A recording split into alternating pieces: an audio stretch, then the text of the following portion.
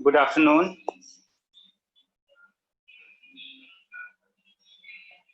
Let everyone join. We'll wait for 2-3 minutes and we'll continue from the previous lecture. The last lecture we were talking about bonding in metal carbonyls और carbon monoxide का molecular orbital diagram किया था हमने, ठीक है, वहां से continue करेंगे.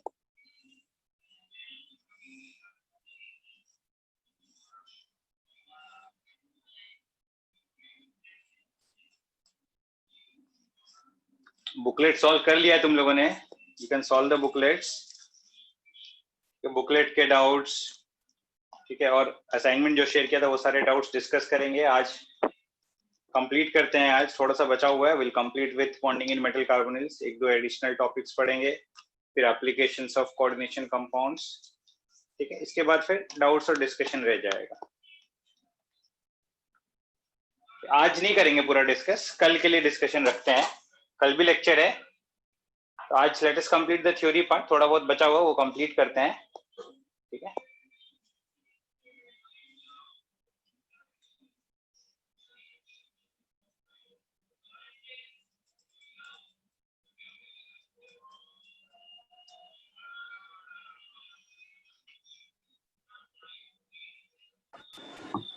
ज्यादा टाइम नहीं लगेगा भूव्रत. हाँ सर. डिस्कशन वेडनेसडे को रखना है. हाँ सर, बाद में रखो ना, क्योंकि पूरा नहीं हुआ है. कितना हुआ है अभी? HF4 तक ही हुआ है. ठीक है, तो असाइनमेंट्स कंप्लीट कर लेना. कल असाइनमेंट डिस्कस कर लेंगे. ठीक है. वो जो दोनों शीट आपने भेजे थे वो 3 असाइनमेंट्स शेयर किए थे मैंने. Assignment 1, 2 and 3. हाँ. ठीक है. और बुकलेट में होम असाइनमेंट सारे कर लेंगे. बुकलेट में होम असाइनमेंट्स. बुकलेट में कितने एक्सरसाइज है मेरे को देखने दो मुझे. कुछ सिलेक्ट 4 एक्सरसाइजेज हैं. उसके बाद गेट इक्विप भी है ना. रुको, मैं 1 सेकंड रुकना.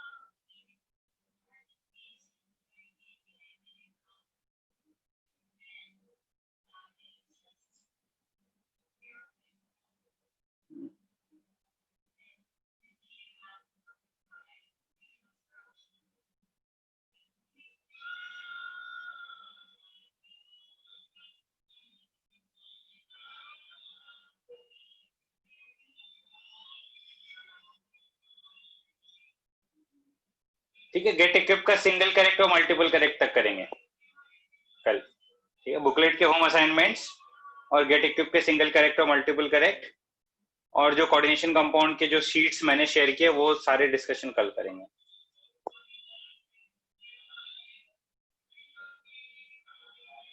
पहले के भी बचे हुए डाउट्स ले लूंगा मानस, डोंट वरी.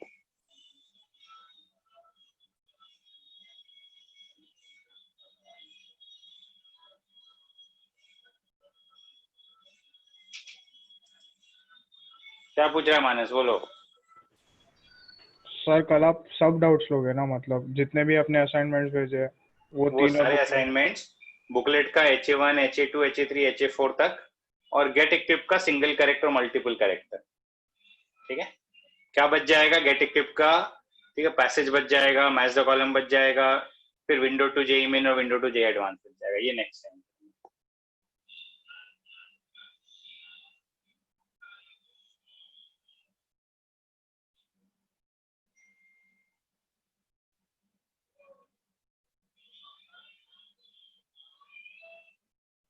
ठीक है. Apart from this VK Jaiswal भी सॉल्व करो तुम लोग. मैं वीके जायसवाल का पीडीएफ भेज दूंगा. वीके जायसवाल का जो कोऑर्डिनेशन कंपाउंड का पीडीएफ है वो शेयर कर दूंगा. आई थिंक है तुम लोगों के पास. कितने लोगों के पास है VK Jaiswal? VK Jaiswal solve करने के लिए और टाइम दूंगा. बाकी बुकलेट का होम असाइनमेंट 2 और सिंगल करेक्ट और मल्टीपल करेक्ट बहुत कम क्वेश्चंस हैं, ठीक है. ज्यादा टाइम नहीं लगेगा. मैक्सिमम तो पहले सॉल्व किया है हमने, ठीक है.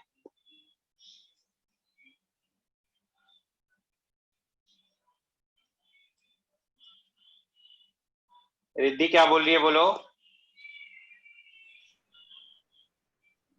सर कुछ नहीं, मैंने आपको चैट्स में लिखा था। हाँ हाँ, मतलब कितना टाइम लगेगा तेरे को सॉल्व करने को? ज्यादा क्वेश्चन तो है नहीं गेट इक्विप में। गेट इक्विप में क्वेश्चन देखो, सिंगल करेक्ट मल्टीपल करेक्ट, मेरे ख्याल से दोनों मिला के 30 क्वेश्चन होंगे। तो बुकलेट तक होम असाइनमेंट 2 तक ही हुआ। नहीं, HA3 HA4 करने को बोला था मैंने पहले। HA3 तो आइसोमरिज्म का है, आइसोमरिज्म तो करा दिया है मैंने। हाँ सर, मैंने किया नहीं। ठीक है, HA3 HA4 में 20 क्वेश्चन हैं, और get equip single correct multiple correct मिला के 30 क्वेश्चन हैं। ठीक है, तो ऐसा सब्जेक्टिव और ये सॉल्व करने वाले क्वेश्चंस नहीं है। इनऑर्गेनिक केमिस्ट्री जल्दी सॉल्व हो जाएगा, ऐसा बहुत ज्यादा टाइम नहीं लगेगा। 41 इयर्स क्लास में डिस्कस नहीं करूंगा। ठीक है, प्रीवियस ईयर्स क्वेश्चन जो जेई के क्वेश्चन है मैं विंडो डिस्कस कर लूंगा। ठीक है, बाकी वीके जायसवाल में शेयर कर दूंगा, वो सॉल्व करना, उसके लिए अलग से डाउट लेक्चर या देखता हूं मैं क्लास में, अगर हो पाए तो क्लास में कर लेंगे, नहीं तो अलग से डाउट शेड्यूल कर दूंगा, उसमें कर लेंगे डिस्कस। ठीक है,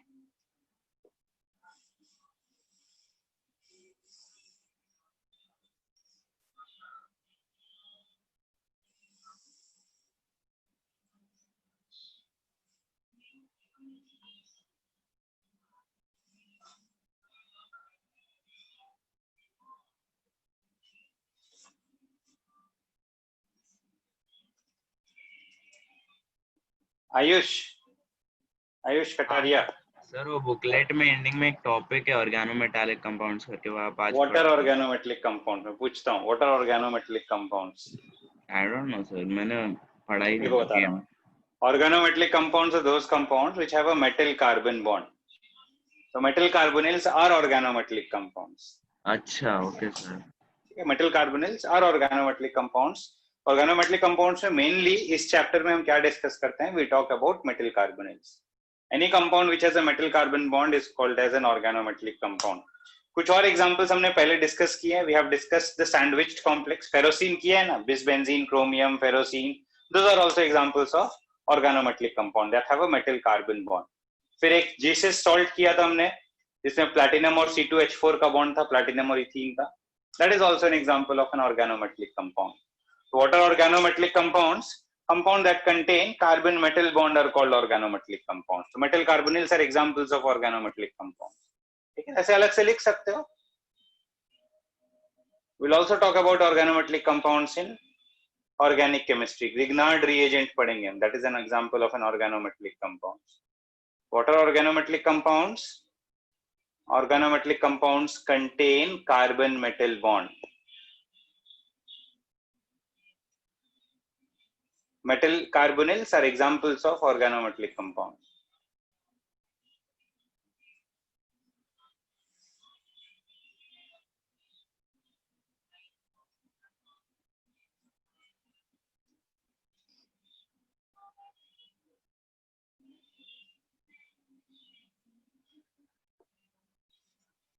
अनिरुद्ध, बाकी सारे डाउट्स मैं अलग से लूंगा, डोंट वरी. एक डाउट लेक्चर मैं अलग से शेड्यूल कर दूंगा, वहां पे तुम 41 इयर्स के डाउट्स या फिर वीके जायसवाल के डाउट्स ये सब अलग से पूछ सकते हो.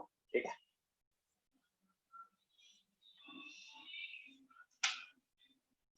Late us start.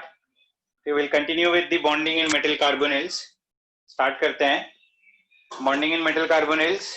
Last lecture में मैंने कार्बन मोनोऑक्साइड का मॉलिक्यूलर ऑर्बिटल डायग्राम बताया था और कार्बन मोनोऑक्साइड के होमो और लुमो ऑर्बिटल्स बताए थे. The homo orbital in carbon is the sp non bonding orbital on carbon and the LUMO orbital is the pi star orbital. ठीक है, the bonding is represented by the orbital diagram here. Carbonyl से carbon का जो non bonding electron है, the lone pair will form a sigma bond to the vacant hybrid orbital of the metal. This represents the vacant hybrid orbital of the metal, and this is the non bonding orbital, sp non bonding orbital on carbon, which forms a sigma bond to the vacant orbital of carbon. Now metal has fully filled d orbitals. From the fully filled d orbital of metal, this represents the fully filled d orbital of a metal. ठीक है, from the fully filled d orbital of a metal, fully filled d orbital of metal to the vacant pi anti-bonding orbital, pi star orbital of carbon, there will be pi bond. So back bond from fully filled orbitals of the metal to the vacant antibonding orbitals of carbonyl. So this represents the synergic bonding in metal carbonyls, where there is a sigma bond from carbonyl to metal and a pi bond from metal to carbonyls. Clear है ये?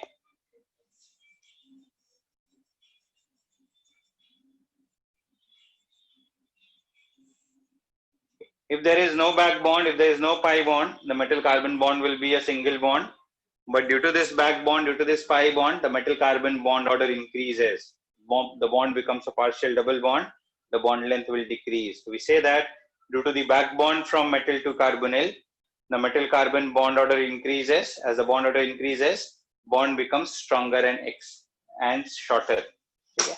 But an important point is, during this back bond, electron density in the anti-bonding orbitals of carbonyl increases. Okay. The carbonyl group, CO group, accepts electrons in its anti-bonding orbital. और किसी भी molecule के लिए bond order का formula हमने MOT में study किया है. Bond order is number of electrons in bonding orbitals minus number of electrons in anti bonding orbitals upon 2. NB minus NA upon 2 gives the value of bond order. ठीक है. If the number of electrons in anti-bonding orbitals will increase, the bond order will decrease. अब यहाँ पे synergic bonding से क्या हो रहा है? Due to synergic bonding, electrons are donated from the metal to the vacant anti-bonding orbitals of carbonyl. ठीक है. So carbon-oxygen bond order in carbon monoxide decreases. The carbon-oxygen bond order decreases because carbon monoxide accepts electrons in its pi star orbitals. Okay. And as the carbon-oxygen bond order will decrease, the carbon-oxygen bond becomes weaker and longer. Okay. So due to the back bond from metal to carbonyl, the carbon-oxygen bond order decreases. As the carbon-oxygen bond order decreases, the carbon-oxygen bond becomes weaker and longer. Okay. Experimentally, हम bond lengths निकाल सकते हैं. Carbon oxygen bond length carbon monoxide में the value is between 112 and 113 picometer, whereas the carbon oxygen bond length in metal carbonyls is around 115 picometer. The bond length increases because of the increase in electron density in the anti-bonding orbitals, and the anti-bonding orbitals, the pi anti-bonding orbitals gain electrons from the metal, which results in decrease in the bond order, increase in the bond length. ठीक है. Clear है ये?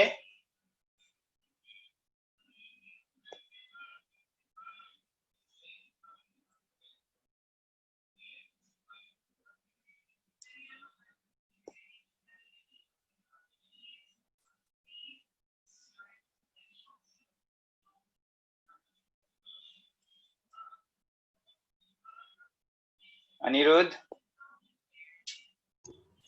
क्या पूछ रहा है ये और क्यों पूछ रहा है? सर मतलब ऐसे क्वेश्चंस आते हैं क्या, मतलब मेटल कार्बोनाइल है उसके कलर आइडेंटिफाई करने के लिए? मतलब यार सर आपने जो लास्ट टाइम जो जितने कलर करा है बस उतने ही आते हैं. मतलब देख, एग्जैक्ट कलर तो तेरे को याद ही करना पड़ेगा, और मेटल कार्बोनिल्स में सारे मेटल कार्बोनिल्स के कलर्स तो नहीं करने. ऐसा they are not very important compounds जो हम कहीं ये टेस्ट वगैरह में यूज करते हो, तो ऐसे उनके कलर्स याद करने की जरूरत नहीं है. Not required. ठीक है. Okay sir, thank you.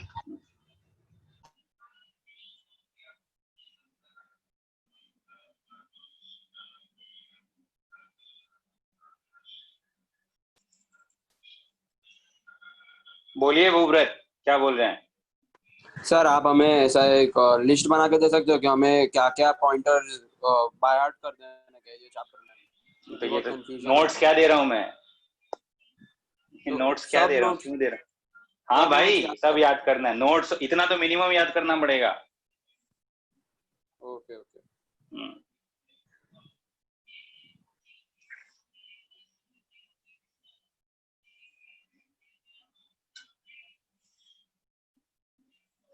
एक मिनट, माधव का डाउट मैं एक्सप्लेन करता हूँ. ठीक है. बोलिए माधव. नहीं सर, वो समझ गया. वो कार्बन ऑक्सीजन बॉन्ड ऑर्डर क्यों कार्बन और ऑक्सीजन का क्यों घटा वो समझ आ गया, पहले समझ नहीं रहा था. तो कार्बन ऑक्सीजन बॉन्ड ऑर्डर निकालते कैसे हम? NB minus Na/2. अगर एंटी बॉन्डिंग इलेक्ट्रॉन्स का नंबर बढ़ेगा, अगर एंटी बॉन्डिंग ऑर्बिटल्स में इलेक्ट्रॉन डेंसिटी इंक्रीज होगी, तो it will result in anti bonding orbital electron density increases, it will result in decrease in bond order, increase in bond length. ठीक है. देखो last 2-3 line दिखेगा भी.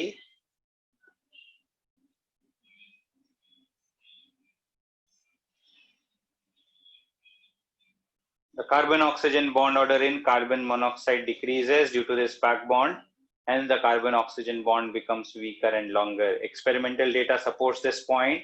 Carbon oxygen bond length in carbon monoxide is between 112 to 113 picometer, whereas the carbon oxygen bond length in many metal carbonyls is around 115 picometer. This increase in bond length is due to the back bond from metal to carbonyls, which decreases the bond order and increases the bond length. ठीक है, clear है ये point?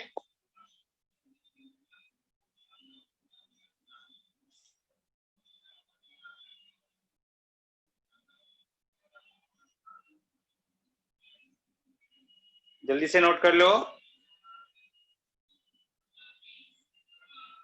ना, data याद करने की जरूरत नहीं है, not required. Exact bond length के values is very low priority, मतलब याद है तो ठीक है, नहीं याद है तो भी चलेगा, ऐसा कोई जरूरी नहीं है. It's not very essential. ठीक है, but we must know that कि मेटल कार्बोनिल्स में बॉन्ड लेंथ बढ़ रहा है.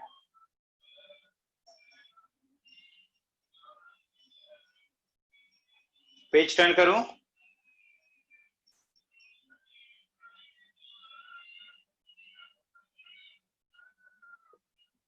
जल्दी नोट करो.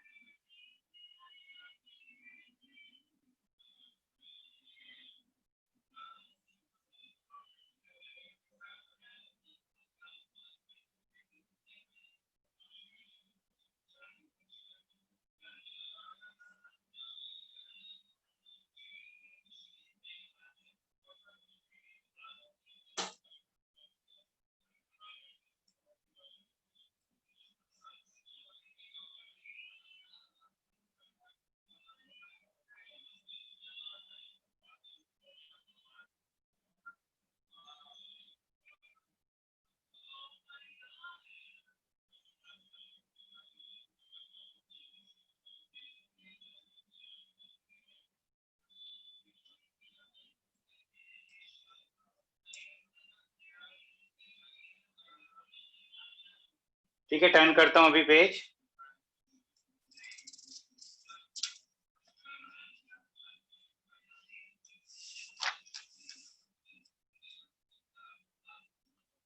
We say that stronger is the back bond. Okay, stronger is the back bond, more is the electron density in the antibonding orbital. Okay, weaker will be the carbon oxygen bond, and the strength of the back bond depends on the negative charge density on the metal. More is the negative charge density on the metal. Metals will have tendency to lose that electron, lose that negative charge, because metals are electropositive. So increase in negative charge density of the metal will increase the strength of back bond. ये point लिखा है मैंने. Strength of back bond increases with increase in negative charge density on the metal. ठीक है? And with increase in strength of the back bond, as the back bond becomes stronger, the metal carbon bond will get shorter and stronger, and the carbon oxygen bond will get longer and weaker, and vice versa. ठीक है, ये important result है. ठीक है, we can use the compare the different we can compare the carbon oxygen bond lengths in different metal carbonyls, okay, and we'll compare that by the strength of back bond, and strength of back bond will be compared from the negative charge density on the metal. ये example देखो, these are 3 carbonyl complexes: vanadium carbonyl complex with a negative charge, chromium carbonyl complex with no charge, a neutral complex, and manganese carbonyl complex with a positive charge. ठीक है, vanadium, chromium, manganese. ठीक है, vanadium पे negative charge, chromium पे 0 charge, manganese पे positive charge. These are all isoelectronic. ठीक है, but vanadium has a negative charge, chromium is neutral, and manganese has a positive charge. We say that the negative charge density of the metal will be of the order of A greater than B greater than C. Complex A has more negative charge on the metal than B than C. ठीक है, as a result, the back bond will be strongest in A, then in B, then in C. Strength of back bond decreases from A to B to C. More the electron density on the metal, stronger will be the back bond. Stronger back bond will result in decrease in bond order of carbon oxygen bond. As the carbon oxygen bond order decreases, carbon oxygen bond length will increase. The strongest back bond will result in longest carbon oxygen bond. The carbon oxygen bond length order भी आ जाएगा A greater than B greater than C, and accordingly carbon oxygen bond energy order just reverse आ जाएगा. Stronger back bond between metal and carbon will result in a weaker carbon oxygen bond, the lower bond energy for the carbon oxygen bond. So carbon oxygen bond energy is A less than B less than C. Clear है ये example?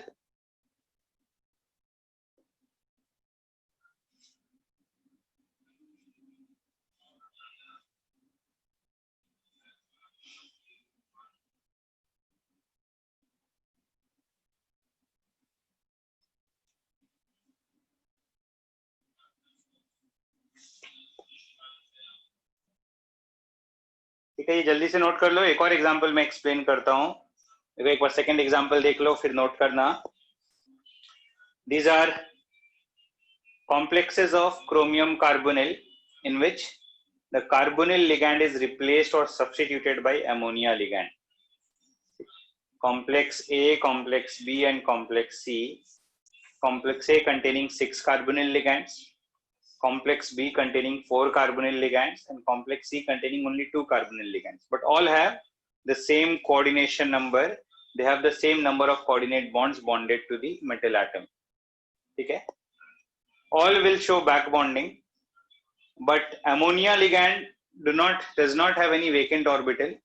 NH3 is not involved, cannot accept electrons in a pi bond. So NH3 is not a pi acceptor ligand. NH3 cannot form back bond. तो यहाँ पे देखेंगे chromium forms back bond with 6 carbonyl. So electron density on chromium is distributed over 6 carbonyl groups. The extent of back bond per carbonyl group is lower. यहाँ पे देखेंगे back bond is with only 4 carbonyl groups. Okay? The extent of back bond per carbonyl group increases because of lesser number of electron accepting groups, because lesser number of back bond forming groups. Okay? C में देखेंगे there are only 2 carbonyl groups which can accept electrons from chromium. So strength of back bond per carbonyl will be further increasing in C. ये point लिखा है मैंने, as the number of carbonyl groups decrease, back bond strength per carbonyl group increases, and stronger back bond will result in weaker carbon oxygen bond and longer carbon oxygen bond. So as the back bond strength per carbonyl increases, the carbon oxygen bond becomes longer and weaker. So order of carbon oxygen bond length will be C greater than B greater than A, because in C we have the strongest back bond, so therefore carbon oxygen bond is the longest and the weakest. ठीक है, clear है दोनों examples?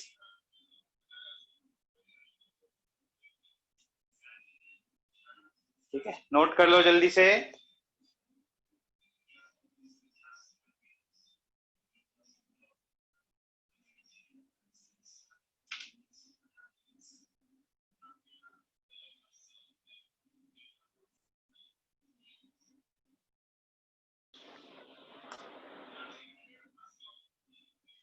एक second,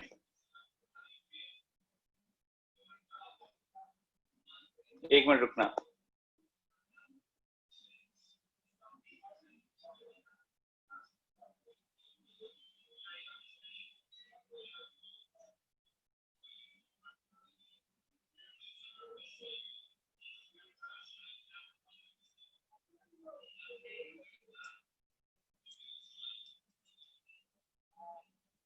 बोलिए अथर्व, क्या doubt है?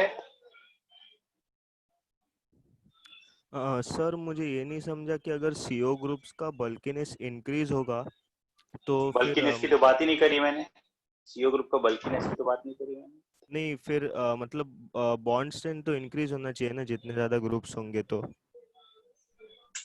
नहीं यार, बॉन्ड्स CO ग्रुप का बल्कीनेस तो कुछ बोला नहीं मैंने.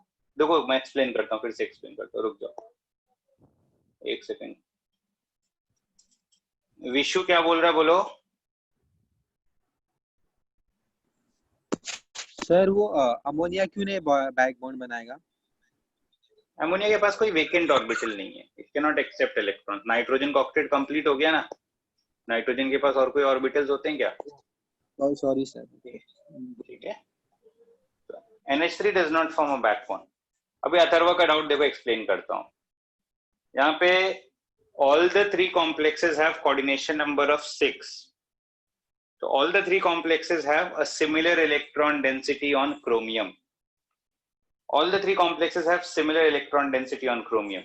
Now, electrons from chromium are released towards the vacant orbitals in carbonyl. Back bonding occurs from electrons of chromium to the vacant orbitals of carbonyl. In the first complex, there are 6 carbonyls available. There are 6 different groups in which electrons get distributed. ठीक है, so electrons per carbonyl group will be lower because more number of carbonyl groups are there. The electron density that is coordinated towards each carbonyl is lower.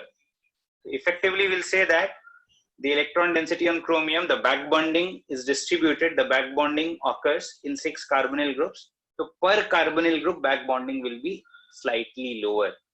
Whereas in the complex B or complex C, as they have lesser number of carbonyl groups, but more or less similar electron density to share, so per carbonyl groups, electron density shared will become more. Per carbonyl, the back bond strength will increase. ठीक है, समझा Atharva? Yes sir, समझा अभी। Clear है? दोनों examples clear है सबको?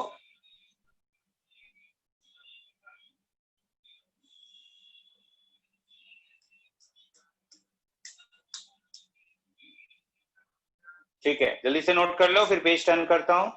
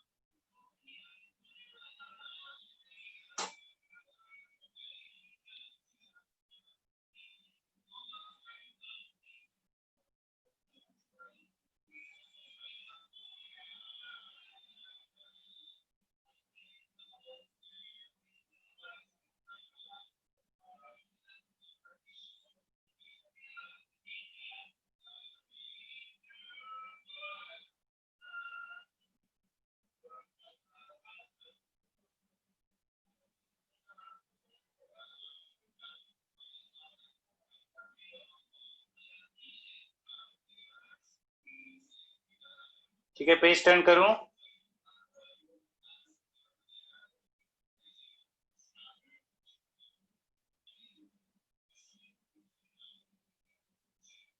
ठीक है,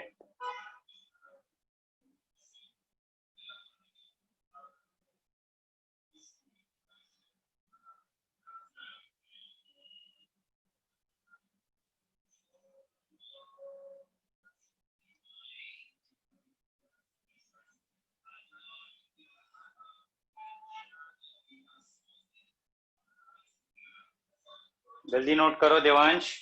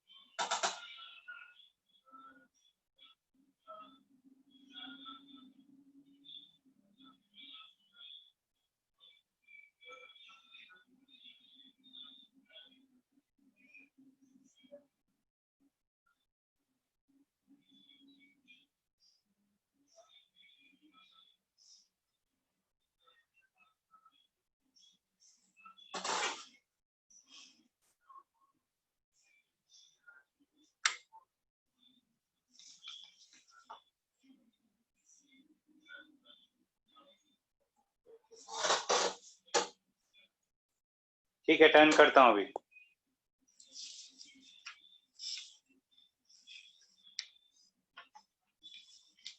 Now we'll do another related point related to the strength of a bond or a bond length.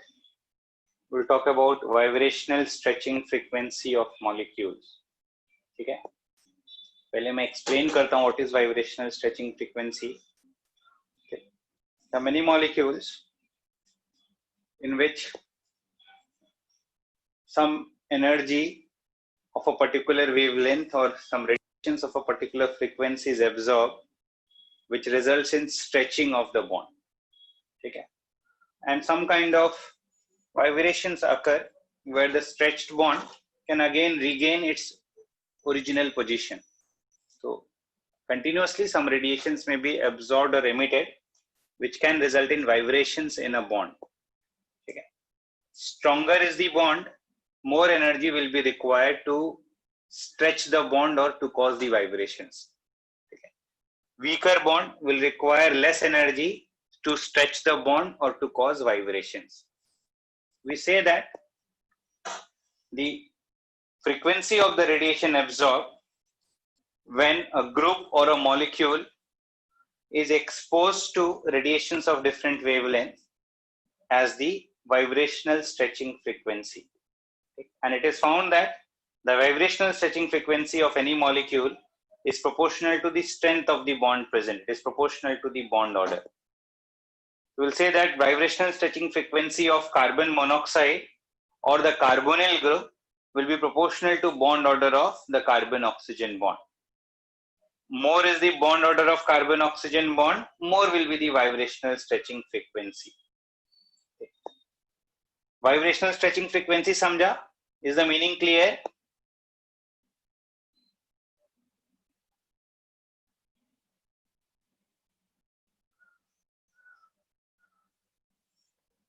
इस पार्ट में किसी को डाउट है क्या इसका डेफिनेशन में? स्ट्रेचिंग फ्रीक्वेंसी क्या है and what is vibrational stretching frequency?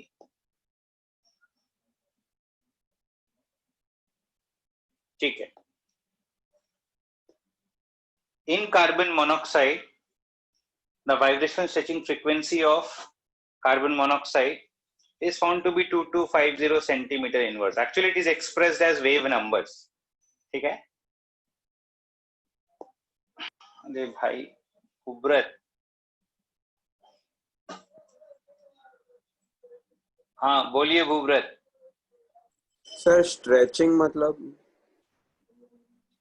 देखो, बॉन्ड किसी भी मॉलिक्यूल को हीट करोगे तो बॉन्ड ब्रेक होगा, ठीक है। बॉन्ड ब्रेक होने से पहले बॉन्ड स्ट्रेच आउट होता है, ठीक है।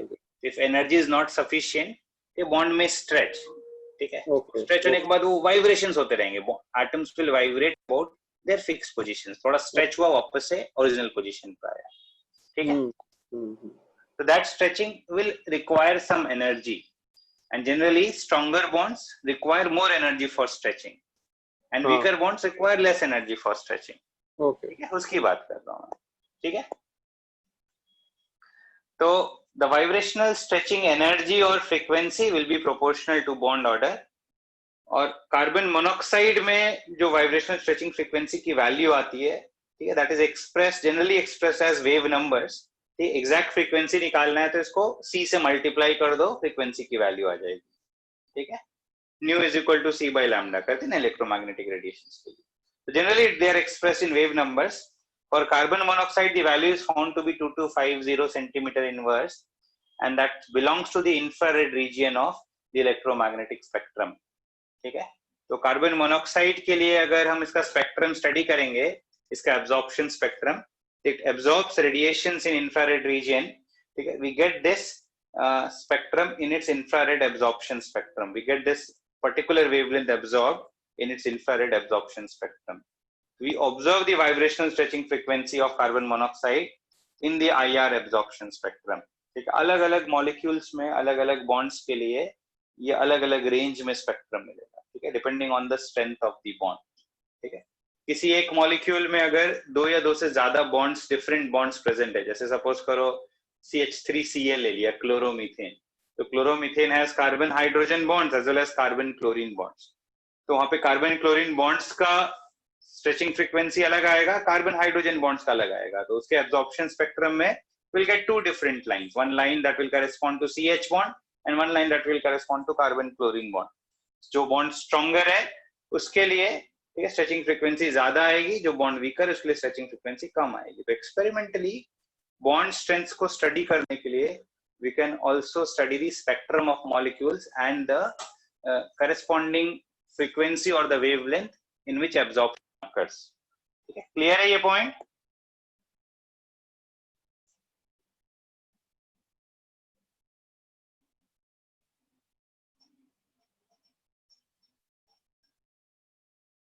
स्ट्रेचिंग से केमिकल प्रॉपर्टीज पे क्या इफेक्ट हो रहा है ये सब नहीं स्टडी कर रहे हैं हम. We are simply discussing the relation of stretching frequency to the strength of a bond. ठीक है, तो लेट अस फोकस कि क्या हम डिस्कस कर रहे हैं. ठीक है, डेफिनेटली हीट करोगे, कोई मॉलिक्यूल कुछ एनर्जी एब्जॉर्ब करेगा तो उसके मॉलिक्यूल्स के उसके इलेक्ट्रॉन्स की एनर्जी लेवल्स चेंज होंगे, तो there might be some change in its properties. Will not talk about that. ठीक है विवेक, वो मॉलिक्यूलर मास पे क्या रिलेशन है वो सब चीजें नहीं कर रहे हैं. ठीक है, वी आर ओनली डिस्कसिंग कि बॉन्ड अगर स्ट्रांग होगा तो स्ट्रेचिंग फ्रीक्वेंसी ज्यादा होगी, बॉन्ड अगर वीक होगा तो स्ट्रेचिंग फ्रीक्वेंसी कम होगी. ठीक, वैल्यूज याद नहीं करने हैं, स्ट्रेचिंग फ्रीक्वेंसी की वैल्यूज याद नहीं करनी है. ठीक है, बट एक्सपेरिमेंटल डेटा के हेल्प से how can we comment about the carbonyls, metal carbonyls में बॉन्ड स्ट्रेंथ कैसा है, कार्बन ऑक्सीजन का बॉन्ड लेंथ बढ़ रहा है कम हो रहा है, we can conclude with the help of vibrational stretching frequency. It's not always possible to measure the bond lengths. It is sometimes easier to study the spectrum and study the vibrational stretching frequency values. ठीक है, तो vibrational stretching frequency of carbon monoxide is found to be around 2250 centimeter inverse, which is found in the infrared region. Metal carbonyls में carbon monoxide का ठीक है अगर vibrational stretching frequency study करेंगे, it is found that the vibrational stretching frequency of CO in metal carbonyls is lower, significantly lower. It is between 1700 to 2200. It is lower than the value of vibrational stretching frequency in isolated carbon monoxide molecules. This shows that the carbon oxygen bond in metal carbonyls is weaker. The carbon oxygen bond is weaker and longer than the carbon oxygen bond in metal carbonyls. Okay, clear है ये point? This experimental data ठीक है supports the results obtained from back bonding. Due to the back bond, the metal carbon bond should get weaker, which is reflected by the value of their stretching frequencies. ठीक है, एक important example मैंने नीचे कराया है, 3 different complexes लिए हैं और तीनों के vibrational stretching frequencies represent किया. Vibrational stretching frequencies of the CO group. New CO for NiCO whole 4, COCO whole 4 minus and FeCO whole 4 2 minus. All these have metal atom which are isoelectronic. Nickel का atomic number 28, cobalt का 27 होता है, but with a negative charge it has 28 electrons. Iron का atomic number 26, but 2 negative charge it will have 28 electrons. So all these are isoelectronic. ठीक है, but negative charge density देखेंगे तो Fe पे -2 charge है, negative charge density is maximum in Fe and least in cobalt. ये data याद नहीं करना है, फिर से बोल रहा हूँ, all these data values are just for the sake of comparison. ठीक है, experimentally bond length study करने के लिए we can also use the values of vibrational stretching frequency. ठीक है, वापस यहाँ पे आते हैं इस एग्जांपल में. देखो नेगेटिव चार्ज डेंसिटी ज्यादा होगी, that means back bond strong होगा. तो स्ट्रॉन्गेस्ट बैक बॉन्ड किस में आ रहा है? Fe वाले कॉम्प्लेक्स में. वीकेस्ट बैक बॉन्ड किस में आ रहा है? निकेल वाले कॉम्प्लेक्स में. स्ट्रॉन्गर बैक बॉन्ड मतलब weaker carbon oxygen bond. Weaker back bond मतलब stronger carbon oxygen bond. The strongest carbon oxygen bond किसमें है? निकेल वाले कॉम्प्लेक्स में. Weakest carbon oxygen bond किसमें? तो iron carbon complex. Therefore, nickel complex has the maximum nu CO because of the stronger carbon oxygen bond, and iron complex has the least nu CO because of the weakest carbon oxygen bond. यहाँ पे मैंने अलग से लिखा है, the nu CO is inversely proportional to strength of back bond. Stronger back bond means weaker carbon oxygen bond, weaker carbon oxygen means lesser nu CO. ठीक है, so the stretching frequency of the carbonyl group will decrease with increase in strength of the back bond. So as the strength of back bond increases, the stretching frequency decreases. Accordingly, the carbon oxygen bond order decreases, the metal carbon bond order increases. Clear है ये example?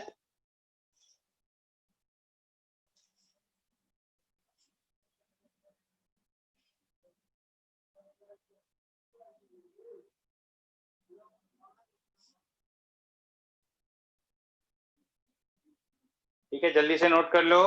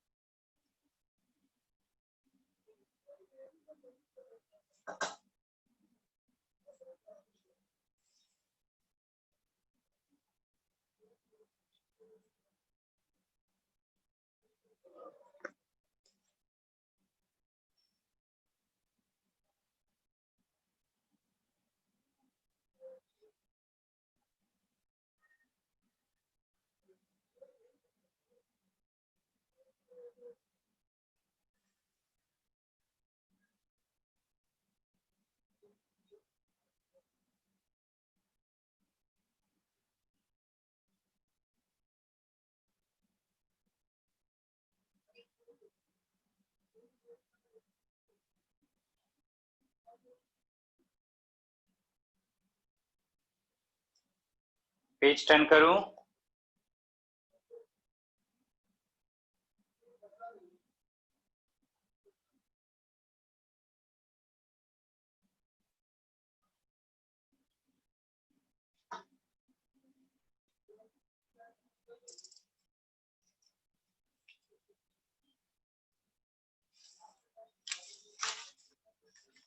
Let us discuss about some other pi acceptor ligands. Some other pi acceptor ligands are, एक तो CO है, other than CO we have NO, NO plus, CN minus, which also act as pi acceptor ligands. Even isocyanides act as pi acceptor ligands. Isocyanides में देखेंगे, this part of the molecule is exactly same as the CO group. So even this is also a good pi acceptor ligand. Another common example of pi acceptor ligands are phosphine derivatives. Trialkyl phosphine, triphenyl phosphine, trichlorophosphine. Phosphine derivatives are also good examples of pi acceptor ligands. Phosphine derivatives have vacant d orbitals. Phosphine derivatives have vacant d orbitals on phosphorus, which can accept electrons from metal d orbitals and form a pi bond. So PR3 or PPH3 or PX3 can also act as a pi acceptor ligand with the help of its vacant d orbitals. Similar to PR3, we can have an SR2 group or other ligands that can also act as pi acceptors. But PR3 के बारे में बहुत सारी studies करी गई हैं. We'll talk mainly about PR3 and phosphine derivatives acting as pi acceptor ligand. जैसे हमने carbonyl के लिए डिटेल में स्टडी करी, वैसे कुछ points let us discuss about phosphine derivative pi acceptor ligands. An important point here is, in different phosphine derivatives derived from phosphine, more is the electron density on phosphorus. If phosphorus is already electron rich, then less is its tendency to accept electrons in a pi bond. Its accepting tendency decreases. अगर phosphorus पे electron density ज़्यादा है, its tendency to accept electrons will be less. अगर phosphorus पे electron density कम है, its tendency to accept electrons will be more. ठीक है? Based on that, we can arrange the different phosphine derivatives in the order of their pi acceptor tendency. अगर phosphorus से halogens bonded है, phosphorus bonded to halogens, halogens have a minus I effect. They will make the phosphorus atom electron deficient, and the electron deficient phosphorus atom will have much greater pi acceptor tendency. अगर phosphorus से alkyl groups bonded है, alkyl groups have a plus I effect. The plus I effect will increase the electron density on phosphorus, will decrease its pi acceptor tendency. ठीक है? तो ये एक order है, approximate order of pi acceptor tendency of different phosphine derivatives. Clear है ये?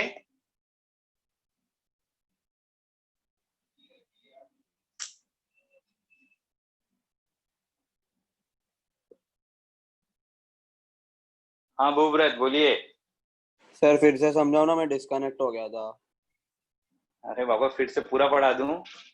मतलब ये वाला पाई एक्सेप्टर मतलब।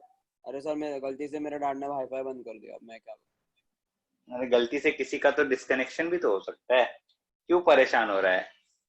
ठीक है मैं बता देता हूँ, बट ऐसे डिस्कनेक्शन हो रहा है, डिस्कनेक्शन इश्यूज हो रहे हैं किसी को, तो रिकॉर्डिंग तो ऑलरेडी हम शेयर करते हैं, रिकॉर्डिंग तुम हमेशा देख सकते हो। मैं ये वाला पॉइंट रिपीट कर देता हूँ। Phosphorus accepts electrons in its vacant d orbitals and it acts as a pi acceptor ligand. और phosphorus पे इलेक्ट्रॉन डेंसिटी ज्यादा होगी तो it has a lower tendency to accept electrons. अगर phosphorus पे इलेक्ट्रॉन डेंसिटी कम होगी, it will have a greater tendency to accept electrons. तो phosphine derivatives उनकी accepting tendency, pi acceptor tendency we can compare by the effect of the attached groups. अगर halogen attached है fluorine या chlorine तो they have a minus I effect, so they will make it a better pi acceptor because minus I groups will make the phosphorus atom electron deficient. ये AR represents a aromatic group, phenyl group. तो PO whole thrice, POR whole thrice, PAR whole thrice. AR represents phenyl group, aromatic group. तो PPH3 यहाँ पे आ जाएगा. PPH3 phenyl has a weak minus I effect. So PPH3 will also have some pi accepting characteristics. ठीक है. But trialkyl phosphine, alkyl groups have a plus I effect. तो alkyl groups के plus I से phosphorus पे electron density बढ़ जाएगी. If the electron density on phosphorus increases, its tendency to accept electrons will decrease. ठीक है. Clear है ये order?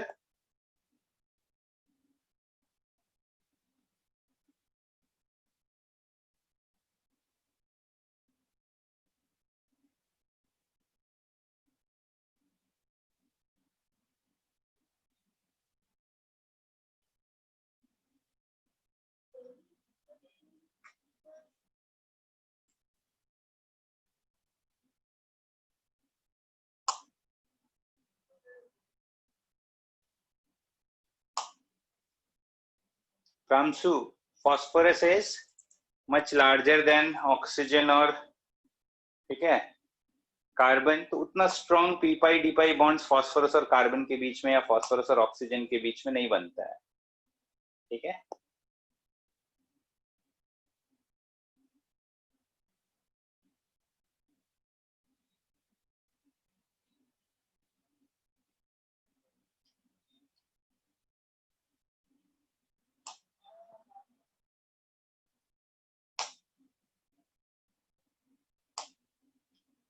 This order has been experimentally studied. So this is the order. अब इस order को कैसे भी हम explain करें, ठीक है? The best possible explanation is कि phosphorus पे electron density बढ़ेगी तो उसकी accepting tendency कम हो जाएगी. This is how we explain. ठीक है?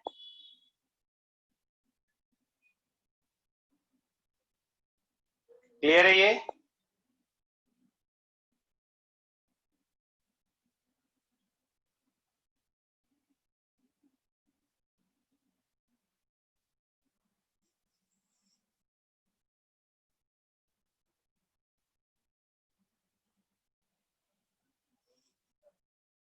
पेज टर्न करूं?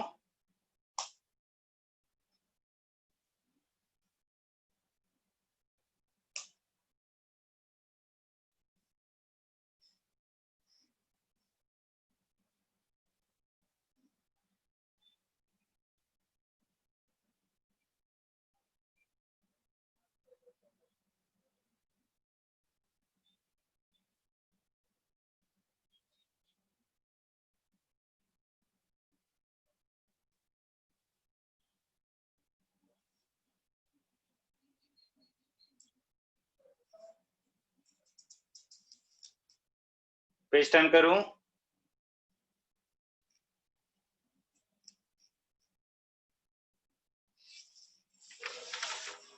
एक एग्जांपल देखो.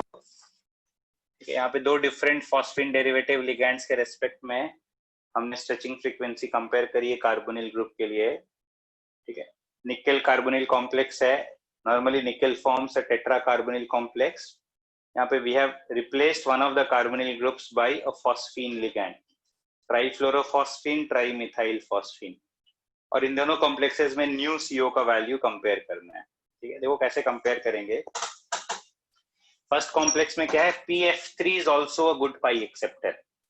So electrons from nickel are in back bonding with carbonyl groups as well as PF3 group, because PF3 is also a good pi acceptor. तो और इस case में second case में बी वाले option में देखेंगे PME3 is not a very good pi acceptor. It does not have a tendency to accept electrons from nickel. So most of the electron density is shared with only 3 carbonyl groups. यहाँ पे बोलेंगे the electron density of the nickel is shared with carbonyl as well as PF3. तो carbonyl के साथ relatively electron density थोड़ी कम share हो रही है. और यहाँ पे क्या बोलेंगे PME3 is not a very good acceptor. So most of the electron density is shared with only 3 carbonyl groups, resulting in stronger back bonds in B than in A. ठीक है, ये point explain किया मैंने नीचे.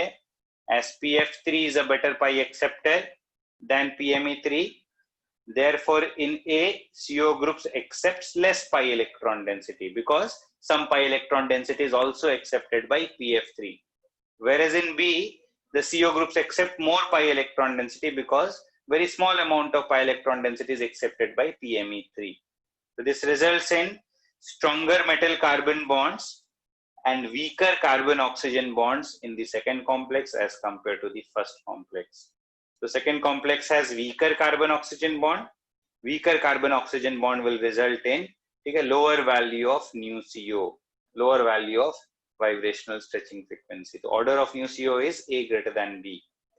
ठीक है, इनके experimental values देखो बहुत ज़्यादा difference नहीं है, but still nu CO in complex B is less than nu CO in complex A.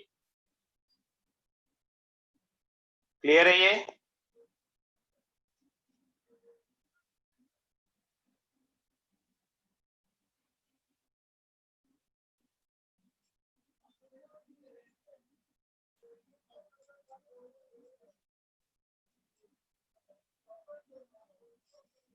जल्दी से नोट कर लो.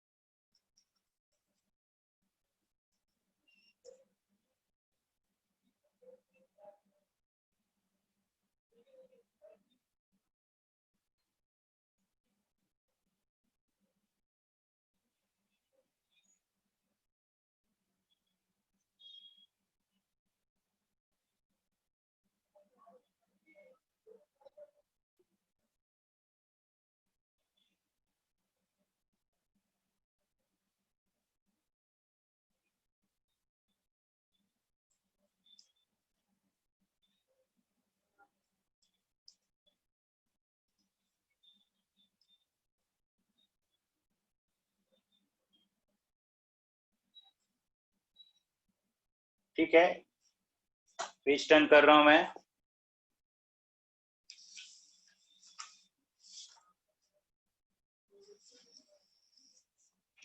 Now we'll do some miscellaneous topics. ठीक है, इसमें एक important point करेंगे. We'll discuss classification of ligands as pi donors or pi acceptors. ठीक है, pi acceptors already किया है हमने. Let us now study what are pi donor ligands. Pi donor ligands are those ligands which can donate electrons in a pi bond in addition to the sigma bond. देखो ऐसे represent करते हैं pi donor ligands को. They can donate electrons in a pi bond in addition to the sigma bond. So it's not a synergic bonding. Synergic bonding में ligand से metal की तरफ और metal से ligand की तरफ bond बनता है. यहाँ पे दोनों तरफ bond, the sigma bond as well as pi bond is from ligand to the metal. And it is possible when the donor atoms contain 2 or more lone pairs. Okay? One lone pair will be present along the axis, will form an axial overlap, will form a sigma bond. The other lone pairs will be present in a perpendicular plane, will give a lateral overlap, will form a pi bond. Okay? So pi donor ligands have fully filled orbitals, have lone pairs in pi symmetry with respect to the metal ligand bond. Pi symmetry matlab which will give lateral overlap. Okay?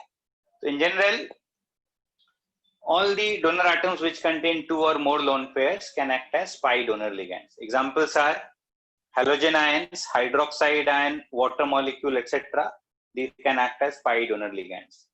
And it is found that the pi donor ligands have lower value of delta. They result in less splitting as compared to the sigma donor ligands, as compared to the ligands which do not donate the pi electrons at all. So pi donor ligands are weak ligands, they give low value of delta, the splitting energy is lower. It's difficult to explain this point. Okay? It can be explained by calculations of molecular orbital theory for these molecules, but इतना complicated MOT हमें नहीं करना है, ठीक है? That is beyond the scope of JE. बस इतना समझ लेते हैं कि the pi donor ligands will be weak ligands, they will result in low value splitting. Yes, CFT वाला splitting. Strong ligand या weak ligand हम splitting energy के terms में ही बताते हैं ना, ठीक है? They result in low value of splitting energy. Pi acceptor ligands already किया है हमने. Pi acceptor ligands such as CO, NO plus, CN minus, in which there is a synergic bonding, ligand to metal sigma bond and metal to ligand pi bond. And the pi acceptor ligands result in high value of delta, they are strong ligands. In addition to these two types, we can also classify ligands as no effect ligands, in which there is no pi bond form, neither ligand to metal nor metal to ligand. And examples are molecules which contain only one donor atom, such as one donor atom which contains only one lone pair, donor atoms containing only one lone pair, जैसे NH3 हो गया, NMe3 हो गया, these are no effect ligands. ठीक है, ये note कर लो जल्दी से. नेक्स्ट पेज में कंटिन्यू करता हूँ इससे एक एक पॉइंट. बोलो वरद, कोई डाउट है तुम्हें? सर ये सिर्फ मोनोडेंटेट्स के लिए बोलेंगे ना हम लोग? हाँ, we are talking about monodentate ligands. Didentate में भी सपोज नाइट्रोजन डोनर एटम है, ठीक है, जैसे इथिलीन डाइअमाइन, तो that nitrogen can be considered as a no effect ligand. ठीक है सर. सर तो मतलब डाइडेंटेट और ट्राइडेंटेट में डाइडेंटेट में मान ले, डाइडेंटेट में PH2 प्रेजेंट है, ठीक है, एक डोनर एटम जैसे CH2NH2 की जगह, तो phosphorus, that phosphorus can act as a pi acceptor ligand. अच्छा, तो सर मतलब ऐसे मतलब एग्जांपल्स है ना जिसमें पाई एक्सेप्टर पाई डोनर ऐसे डाइडेंटेट और ट्राइडेंटेट भी हो सकते हैं? बिल्कुल बिल्कुल बिल्कुल, ये डोनर एटम के रेस्पेक्ट में डिफाइंड है. अच्छा सर, ठीक है सर. ठीक है, हाँ, एक रुकना.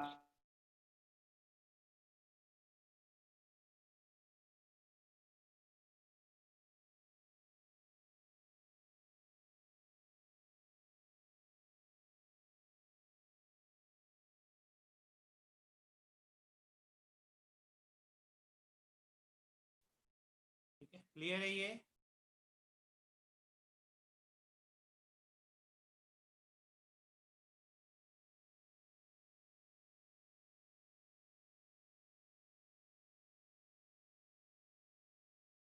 पेज टर्न करूं?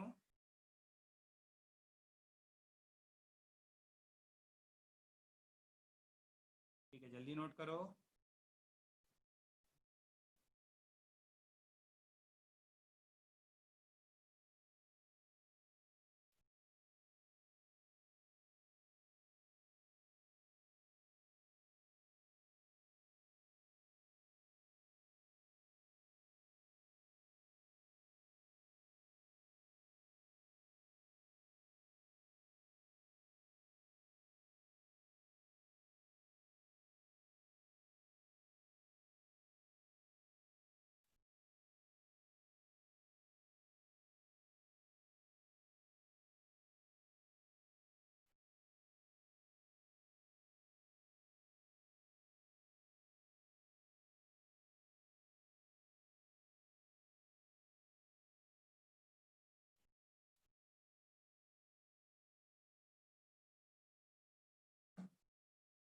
No effect ligands are also generally strong ligands.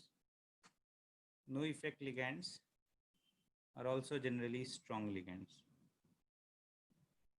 Next page में इनकी रिलेटिव स्ट्रेंथ की बात कर लेता हूं मैं. No effect ligands are also strong ligands. ठीक है, ठीक है, पेज टर्न करता हूं मैं.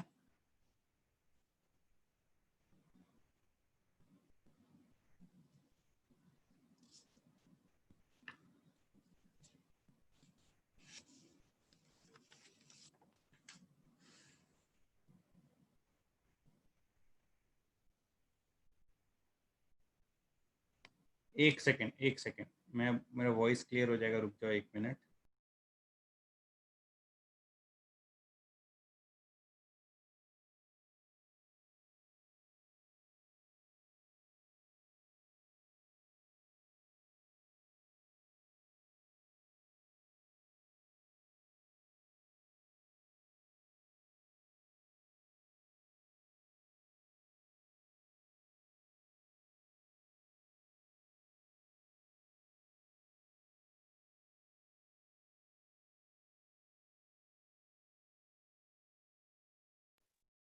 अभी क्लियर है? वॉइस क्लियर है अभी?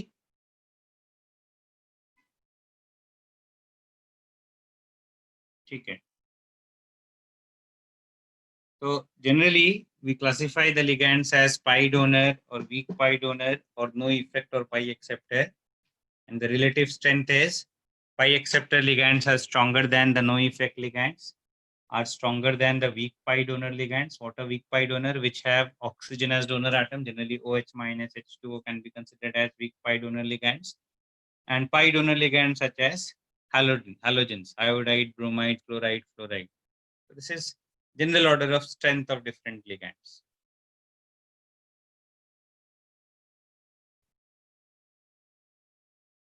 Now we'll talk about another important point, that is Jahn-Teller distortion.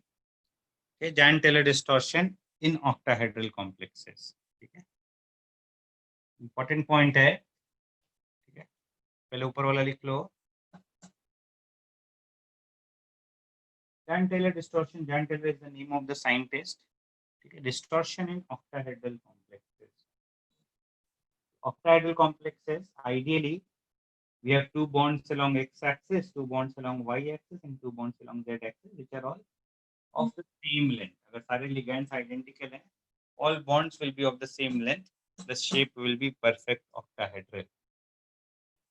But there are some distortions in the octahedral shape as a result of unequal distribution of electrons along the different axes or along the different directions.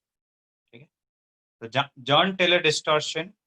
एक second रुकना, एक minute रुकना. Jahn-Teller distortion occurs whenever the distribution of electrons in either the T2G or the EG orbitals is unsymmetrical. T2G में we have 3 orbitals, dxy, dyz and dzx. Okay. If suppose we have 1 electron in each of the dxy, dyz and dzx, then it results in a symmetrical distribution of electrons, where we have electrons in the xy plane as well as in the yz plane as well as in the zx plane. अभी भी voice break हो रहा है क्या?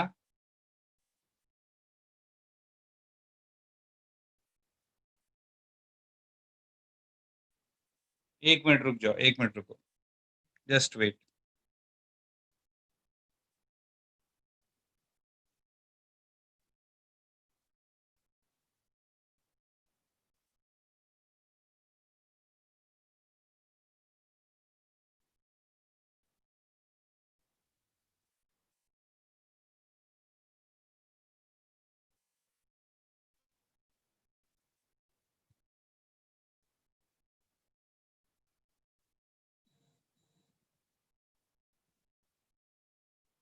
एक minute रुकना,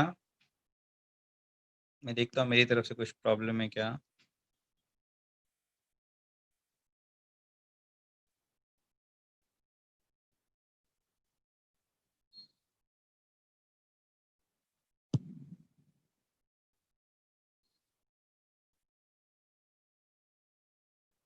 ठीक है, कैरी ऑन करते हैं. Jahn-Teller distortion occurs when there is unsymmetrical distribution of electrons in either T2G or EG orbitals.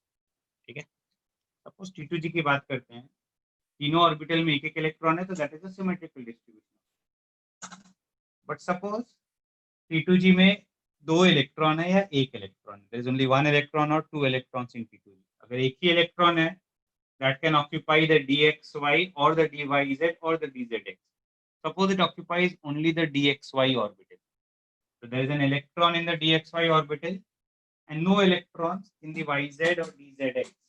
So as a result, in the xy plane, electron density is more, whereas electron density is less in the yz or zx plane. So this results in greater shielding of the nuclear charge in the xy plane and less shielding of the nuclear charge in the yz and zx plane. It will result in more attraction along some directions and less attraction along other directions, and this will cause some distortion. ठीक है, समझ आ रहा है ये point?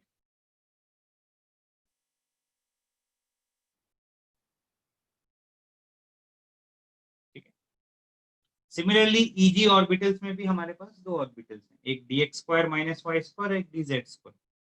वहां पे भी अगर ईजी में दो इलेक्ट्रॉन है तो एक एक दोनों में आएगा, एक dx square minus Y square में आएगा और एक dz स्क्वायर में आएगा। तब डिस्ट्रीब्यूशन इलेक्ट्रॉन्स का सिमेट्रिकल है, तब कोई डिस्टॉर्शन नहीं होगा। But if you have only one electron in eg और if you have three electrons in eg, then it will result in an unsymmetrical distribution of electrons and it will result in distortion. T2G में जो unsymmetrical distribution होता है उसकी वजह से distortion काफी कम आता है, उसको हम जनरली इग्नोर करते हैं। बट EG ऑर्बिटल्स की वजह से जो डिस्टॉर्शन आएगा वो बहुत सिग्निफिकेंट होता है, क्योंकि the EG orbitals are along the line of ligands.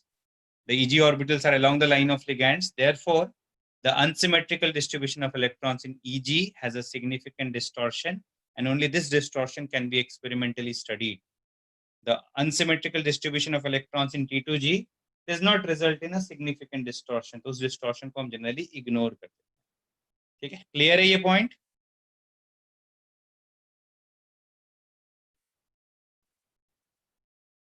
ठीक है, unsymmetrical distortion कब को unsymmetrical distribution किस केस में होगा EG में? When EG has one electron और EG has three electron. EG में जब दो इलेक्ट्रॉन होगा तो भी सिमेट्रिकल डिस्ट्रीब्यूशन आएगा, EG में जब चार इलेक्ट्रॉन्स आएंगे तो भी सिमेट्रिकल डिस्ट्रीब्यूशन आएगा। Now let us discuss the cases in which EG has either one electron or three electron. EG में one electron D4 configuration में आ सकता है। D4 configuration, metal ion in D4 configuration with weak ligands or high spin complex of D4. D4 high spin complex configuration will be T2G 1.1.1, EG 1.0. There is only one electron in EG. It is an unsymmetrical distribution, so this will result in some distortion. The complexes with metal ion in D4 configuration, high spin complexes with metal ion in D4 configuration will show some distortion. Okay. Examples of those metal ions are chromium 2+ and manganese 3+. And similarly, the low spin complexes of D7, complexes of strong ligands in D7 configuration, T2G 2.2.2, EG 1.0. Okay. Examples of metal ions are cobalt 2+ and Ni3+. These metal ions, octahedral complexes of these metal ions, the low spin octahedral complexes of these metal ions will also show some distortion. ठीक है, clear है? ये दोनों examples clear है? D4 में possible है, D7 में possible है, डेफिनेटली D9 में भी पॉसिबल है। नेक्स्ट एग्जांपल में D9 का ही बताऊं, पहले ये नोट कर लो पूरा।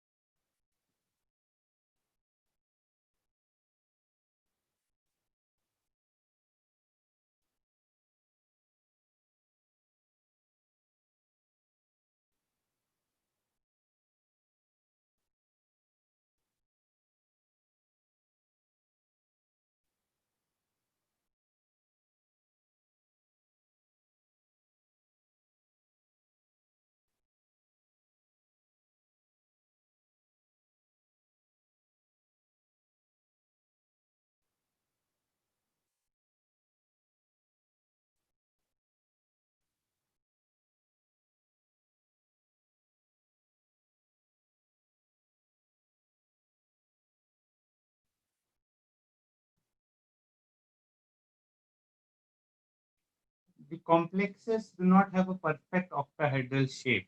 Okay, with this distortion occurs in the shape of the complex. These complexes, due to this distortion, complexes will not be perfect octahedral. ठीक है, समझा?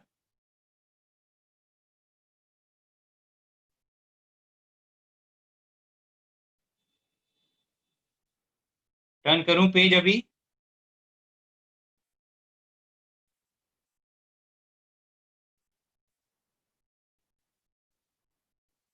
ठीक है,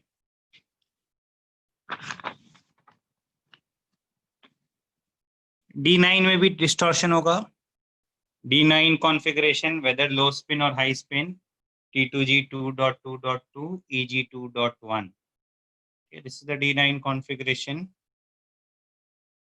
EG 2.1 इसका example है copper 2 plus. The octahedral complexes of copper 2 plus also show John Taylor distortion. ठीक है. EG 2.1 के लिए दो पॉसिबल डिस्ट्रीब्यूशन है. यहाँ पे मैंने एक्सप्लेन किया है इस डिस्टॉर्शन को कि कैसा डिस्टॉर्शन एक्चुअली शेप में आता है, what kind of distortion is there. ठीक है. EG 2.1, EG 2.1, there can be 2 electrons in dx square minus y square and 1 electron in dz square, or there can be 2 electrons in dz square and 1 electron in dx square minus y square. If there are 2 electrons in dx square minus y square and only 1 in dz square, there will be more shielding along x and y axis, more shielding along x and y axis, and less shielding along z axis. So shielding is more along x and y axis, and shielding is less along z axis. That means the nuclear attraction is more along z axis. As a result, the two bonds formed along z axis get shorter. The attraction for the electron pair of ligands is stronger along the z axis. As a result, the two bonds formed along z axis get shorter. As a result, a compressed octahedron is obtained. ठीक है. तो z axis के along जो दो bonds है वो short हो जाएंगे, x और y एक्सिस में अलोंग जो बॉन्ड्स है उनका बॉन्ड लेंथ ज्यादा आएगा. At the result we will get a compressed octahedron. ठीक है, क्लियर है ये पॉइंट? और वही रिवर्स है, अगर dz स्क्वायर में दो इलेक्ट्रॉन है, dx square minus y square में एक ही इलेक्ट्रॉन है, तो dz स्क्वायर के अलोंग शील्डिंग ज्यादा हो जाएगी, dx square minus y square के अलोंग न्यूक्लियर चार्ज ज्यादा है. जिस डायरेक्शन में शील्डिंग ज्यादा है उधर न्यूक्लियर अट्रैक्शन कम लगेगा, उधर बॉन्ड्स लॉन्गर आएंगे.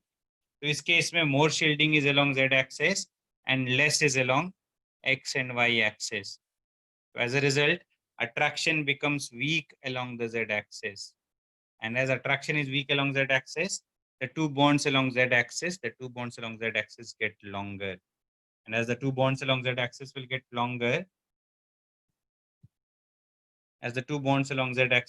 longer, we'll get an elongated octahedron.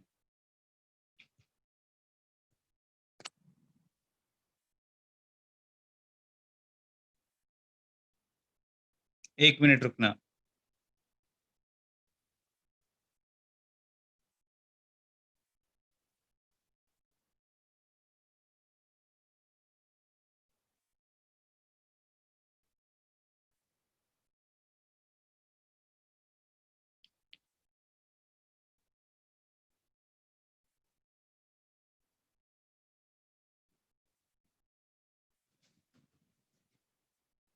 एक मिनट रुकना.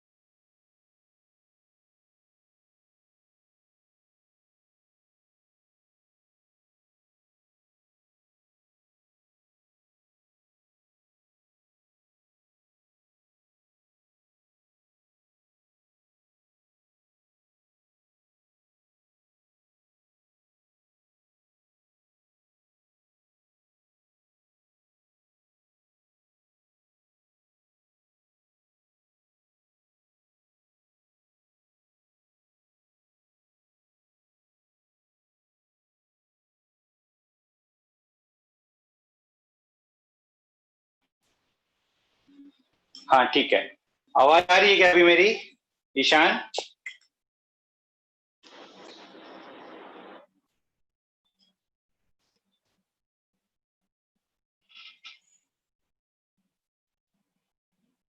ठीक है, तो the tetragonal this distortion, John Taylor distortion, it can either result in elongation along the z-axis or compression along the z-axis. We'll either get a compressed octahedron or get an elongated octahedron. Such distortions along one of the axes is called tetragonal distortion. Okay, such distortions along one of the axes is called tetragonal distortion, and the elongated octahedron is the commonly observed distortion in the copper 2 complexes. The copper 2 complexes show this distortion in which an elongated octahedron structure is obtained. In all copper 2 plus octahedral complexes, we get this type of distortion, elongated octahedron distortion. Clear है ये?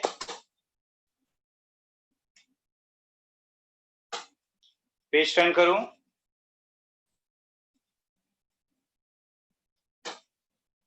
विवेक, अभी तो distortion हम complexes में ही पढ़ रहे हैं, हर जगह कुछ ना कुछ ऐसा सिमिलर इफेक्ट्स होंगे, but we are talking about this distortion in octahedral complexes, not in other complexes also. We are talking only about octahedral complexes. Such interactions can be there in every molecule, not only in complex.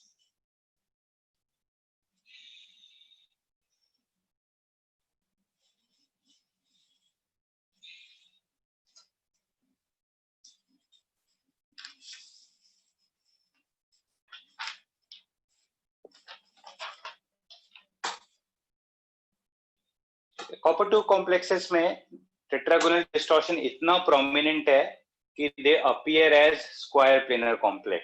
ठीक है, जो z axis के along ligands है, they are so far that the complex appears as a square planar complex rather than appearing as a octahedral complex.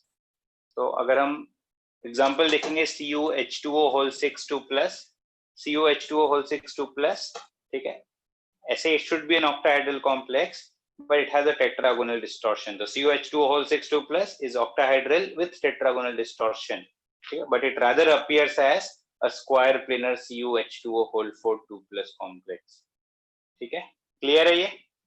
Copper 2 plus के complexes में distortion काफी prominent है. ठीक है, यहाँ पे दो इंपॉर्टेंट एग्जांपल्स कॉपर के लिए, एक एक्सेप्शनल एग्जांपल है कॉपर का chlorine complex CuCl4 2 minus. This complex appears yellow in color and it is normally square planar. ठीक है, इसका एक एग्जांपल है NH4 whole 2 CuCl4, which is a yellow colored solid, and the yellow color is due to the complex anion CuCl4, which is square planar. But in some cases the same complex is found to be, ठीक है, tetrahedral and of a different color. It is difficult to explain this, ठीक है, but it's an important exceptional example जो याद रखना है. CuCl4 2 minus in some solids, and generally in the solids with larger cations, is found to exist as a tetrahedral complex, and it is orange in color. एक example है CS2CuCl4, which is an orange solid, and in CS2CuCl4 the copper chloride complex is a tetrahedral complex and not a square planar complex.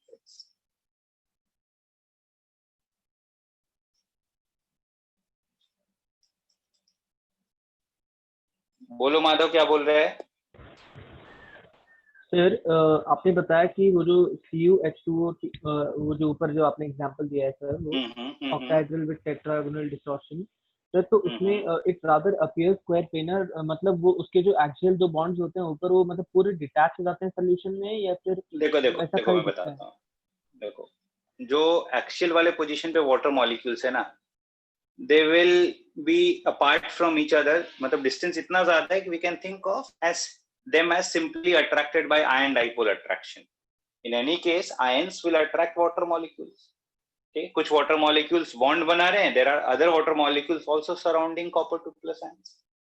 So those water molecules can be considered as simply attracted to copper 2 plus ions by ion dipole attraction because they are relatively at a greater distance. So we can think of that complex as a square planar complex and definitely surrounded by more water molecules. ठीक है,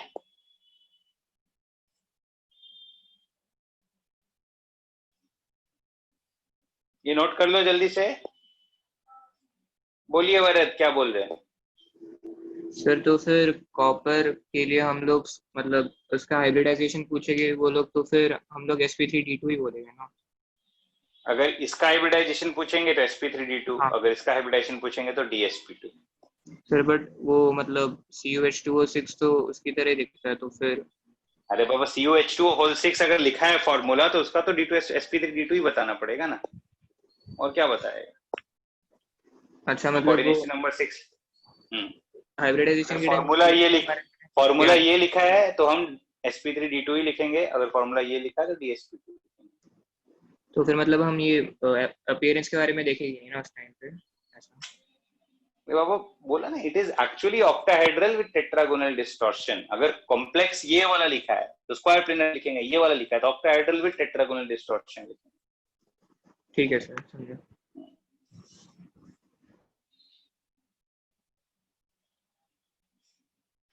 ठीक है, page turn करूं?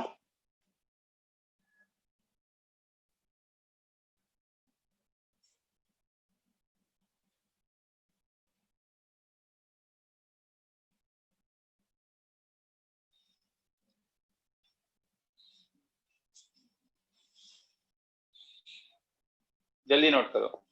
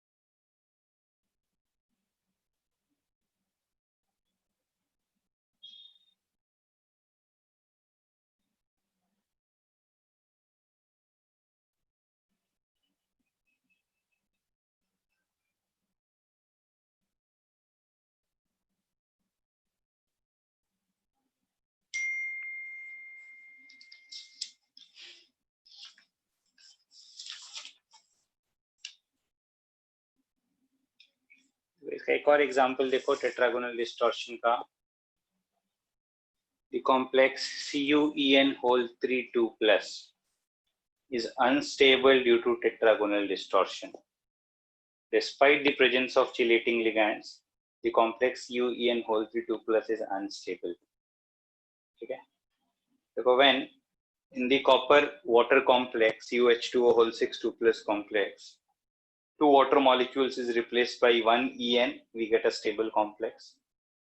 Two more water molecules replaced by En, we get a stable complex. So these two complexes are relatively stable. They have water molecules along the z-axis. Okay?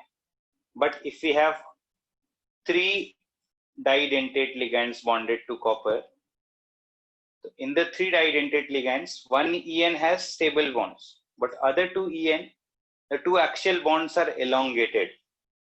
And due to this tetragonal distortion, elongation of the axial bonds, there occurs strain in these didentate ligands. These didentate ligands get strained. ठीक है, ये bond elongation की वजह से डाइडेंटेट ligands में strain आ जाएगा। ये जो बॉन्ड एंगल है ये बहुत कम हो जाएगा, ये बॉन्ड एंगल बहुत कम हो जाएगा, it will result in a strain in a molecule, it will decrease the stability. So complex CuEn whole 32 plus is unstable because of strain, and the strain is due to elongation of the axial bonds. ठीक है, समझा ये point?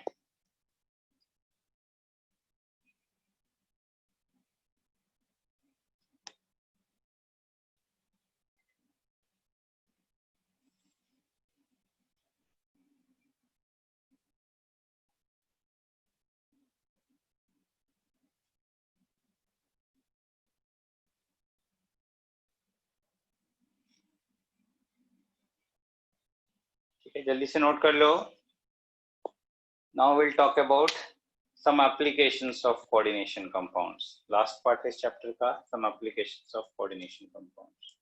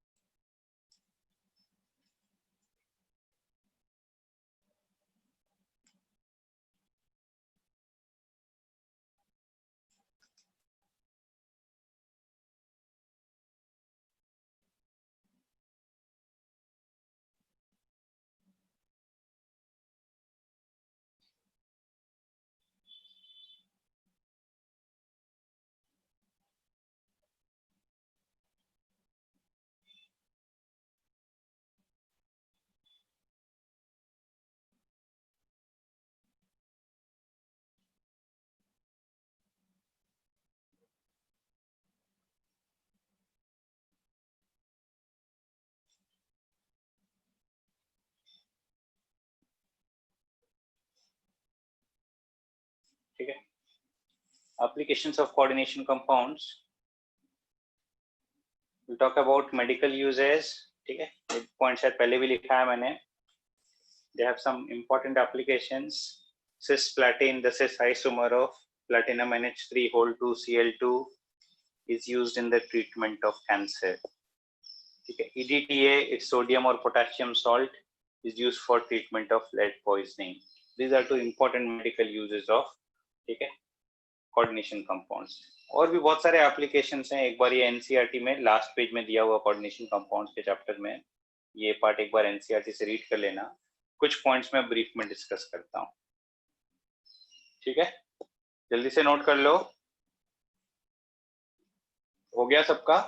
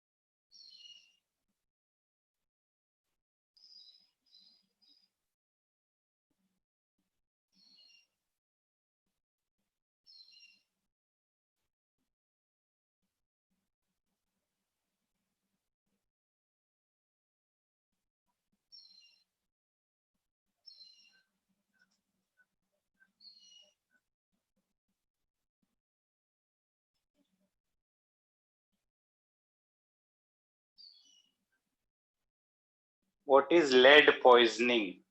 ठीक है, lead and lead salts are very poisonous. ठीक है, तो earlier many pipes were made of lead और water pipes were made of lead और उससे थोड़ा बहुत lead water में dissolve हो जाता था. That caused lead poisoning. ठीक है, और बहुत सारे ऑटोमोबाइल एग्जॉस्ट में भी lead होता है, पहले lead डालते थे. Okay, that led to lead poisoning. ठीक है, lead कंज्यूम करने से lead poisoning होता है. lead poisoning ट्रीट करने के लिए हम EDTA यूज करते हैं. It forms a complex with lead. It precipitates lead. उसको हम सेपरेट कर सकते हैं आसानी से. ठीक है, रन करूं page.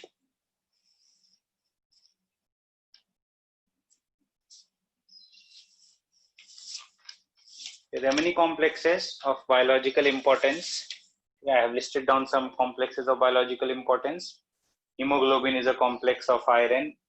Okay, it's an important complex to carry oxygen to the blood cells from the lungs. Okay, chlorophyll is a complex of magnesium. Okay, it is used for photosynthesis by plants. Cyanocobalamin, vitamin B12 is a complex of cobalt. Okay, EDTA, another application of coordination compounds is that EDTA is used for removal of hardness of water and also estimation of hardness. Hardness, hard water is due to the presence of calcium and magnesium ions, and for the removal of calcium and magnesium ions we use EDTA. It is used for removal and as well as estimation of calcium and magnesium ions in hard water. There are many coordination compounds which are used in salt analysis. Okay, मैंने कराया है कुछ, जैसे sodium nitroprusside is used in the test of sulfide and sulfite anions, S2 minus and SO32 minus anions. K4 FeCN6 and K3 FeCN6 are used in the detection of many cations. So coordination compounds found their applications in salt analysis also, detection of cations and anions.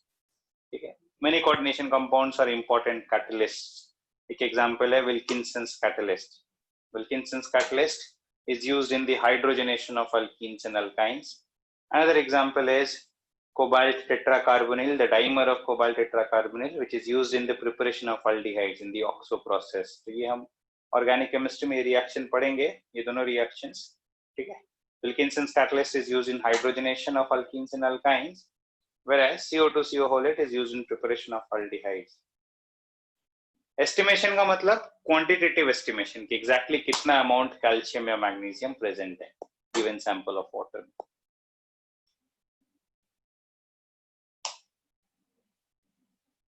There are two types of estimation: quantitative estimation, qualitative estimation. यहाँ पे I am talking about quantitative as well as qualitative.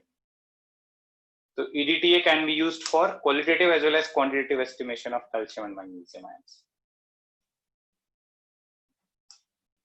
Clear है ये?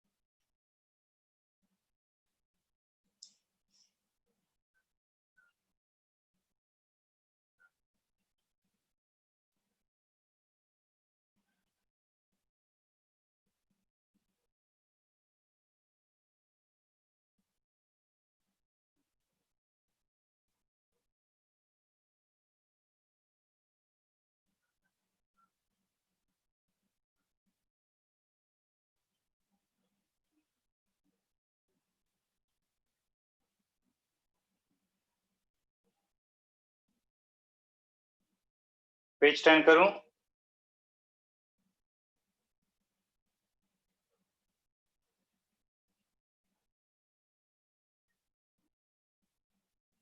एक minute जल्दी लिख लो.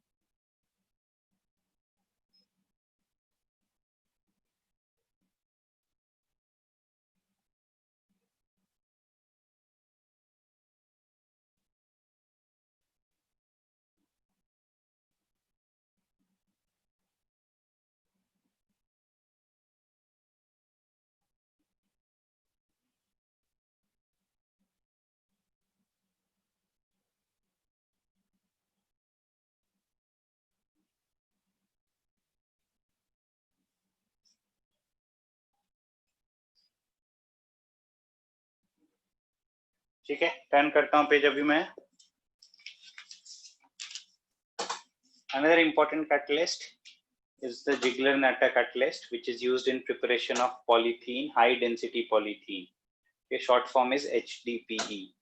It is a mixture of titanium tetrachloride and triethyl aluminium. It forms a complex of titanium, and it is used in preparation of high density polythene. Many coordination compounds are also used in metallurgy.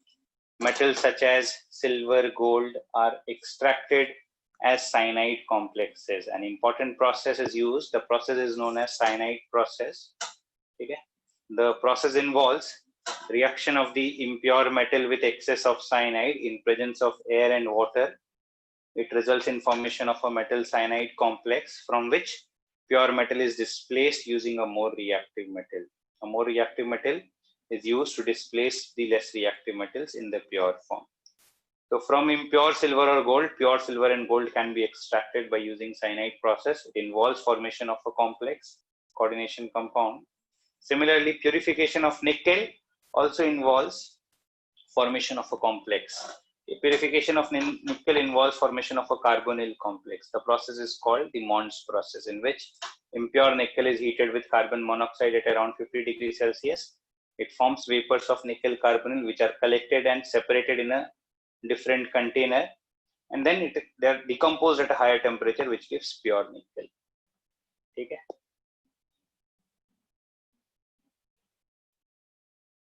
How are complexes used in salt analysis? विवेक, ये बताया था मैंने कि कुछ coordination compounds हैं जो हम detection में use करते हैं, cations and anions के detection के लिए use करते हैं.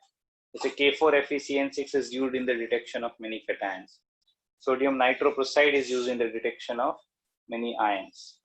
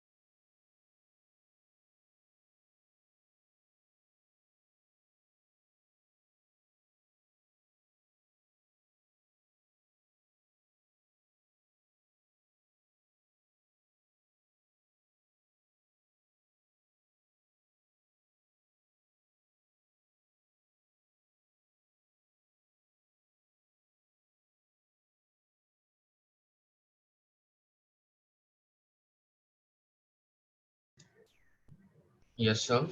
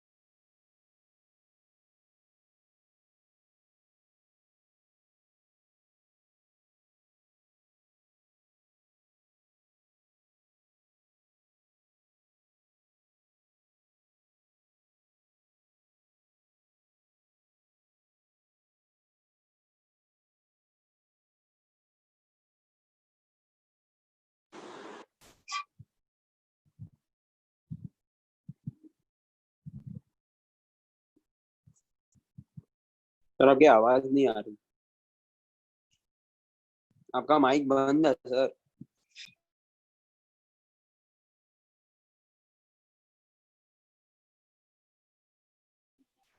सॉरी सॉरी, मैं बोल रहा हूँ ये, और कुछ पूछना है?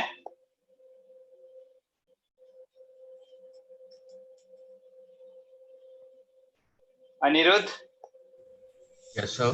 क्या क्या पूछ रहा था तू? हाउ सर सोडियम मतलब nitroxide helps in detection of cyanide and sodium yes sir. Nitroxide helps in detection of sulphide and SO3 ये बाद में करेंगे, ठीक है? अभी जरूरत नहीं है करने की, क्वेश्चन में आएगा तो मैं क्वेश्चन में डिस्कस कर लूंगा, don't worry. Okay sir, thank you. It is used in detection of S2- and SO3-, not in the detection of cyanide ion.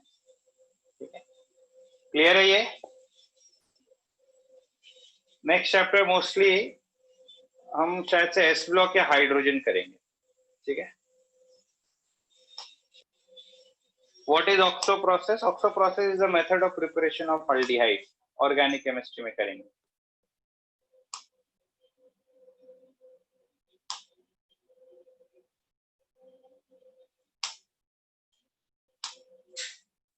क्या बोल रहा है भूव्रत, बोलिए।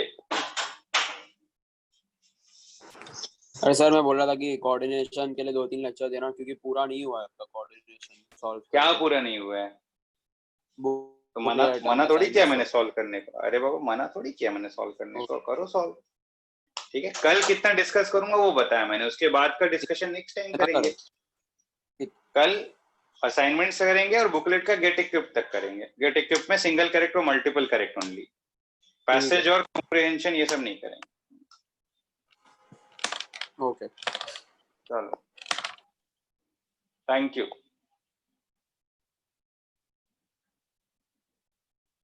एंड कर रहा हूँ लेक्चर।